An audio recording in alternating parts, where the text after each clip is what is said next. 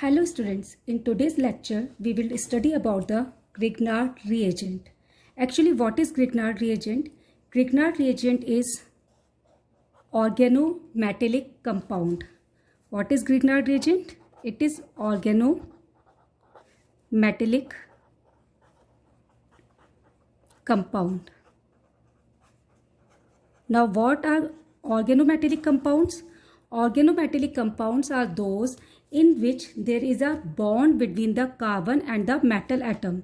Means those compounds which has organometallic bonds are called organometallic compounds. Like this.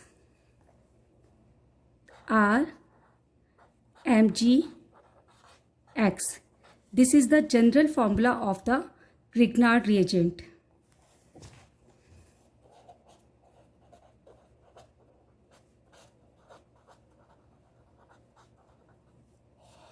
Here two types of bonds. A bond between R and Mg and one bond between Mg and X. This bond exists between carbon and the magnesium atom, means carbon and the metal atom. This is organometallic bond.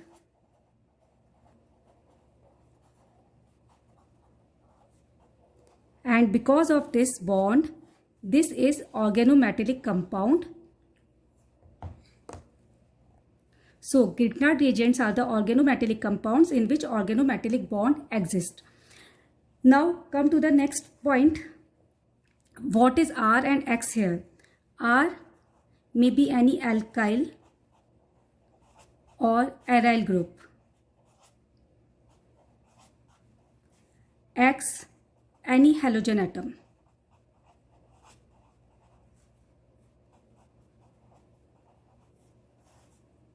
For example, CH3, Mg, Br. This is Grignard reagent. Methyl magnesium bromide. Methyl magnesium bromide. Consider one example for the aryl group like this.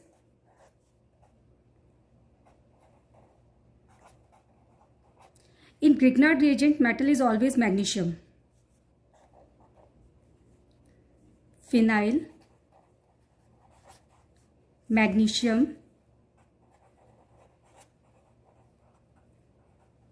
bromide. Okay, these are the common examples of the Grignard reagent. Actually, Grignard reagent discovered by scientist Grignard, Victor Grignard, in 1900, and for the discovery of the Grignard reagent, he also got the Nobel Prize. So on the name of the scientist, this organic compound is called Grignard reagent. Now discuss the next topic. What is the nature of these bonds? Okay. Next is nature of bonds.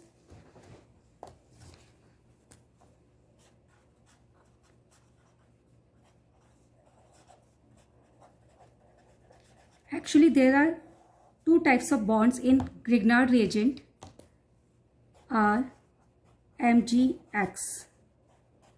One bond is covalent bond. This bond is covalent bond.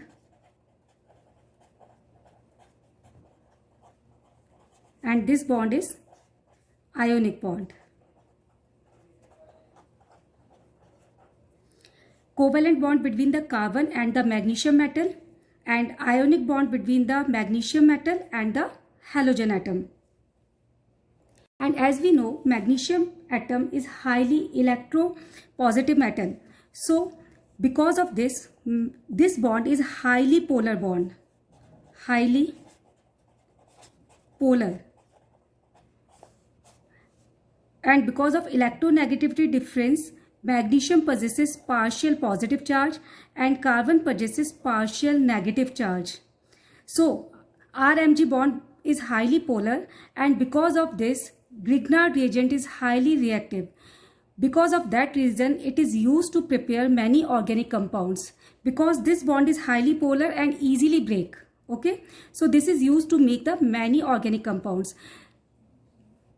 Now come to the next topic, how to prepare the Grignard reagent. Grignard reagent is prepared by the reaction of the alkyl or aryl halide with magnesium metal. Consider an example. For example, CS3Br. When CS3Br react with the magnesium metal in presence of dry ether. This reaction occur only in presence of dry ether and it will give methyl magnesium bromide, which is Grignard reagent. Why we use dry ether? Now a question arises, why we use dry ether? Actually, as we discussed earlier, RMG bond is polar bond. Because of this, R possesses negative charge and magnesium possesses positive charge. And R possesses negative charge, and because of this, it easily gain H ion from any source which provide H plus to RMGX. For example, if reaction occur in presence of water, then what would happen? Water has the ability to lose the H ion. Water break into H and OH ion. R possesses negative charge, Mg possesses positive charge. So R is unstable because of the negative charge. Carbon never possesses the negative charge easily. So it easily gain H plus and form RH, which is an alkane. Okay. So if reaction occur in presence of the water or any moisture is present in the reaction, then always we will get alkane, not Grignard reagent. So reaction always occur in presence of the dry ether. For example, CS3MgBr and water, then it will give CH4 plus MgBrOH as side product. Because Mg possesses positive charge, this possesses negative charge, H plus, OH minus. OH minus will be attached to the magnesium ion and H plus to the CS3 ion, and we will get alkane. So reaction must be in absence of water, means there should be no traces of water during the reaction. This is all about the preparation and about the nature of the bonds in the Grignard reagent. In the next lecture, we will discuss the application of the Grignard reagent.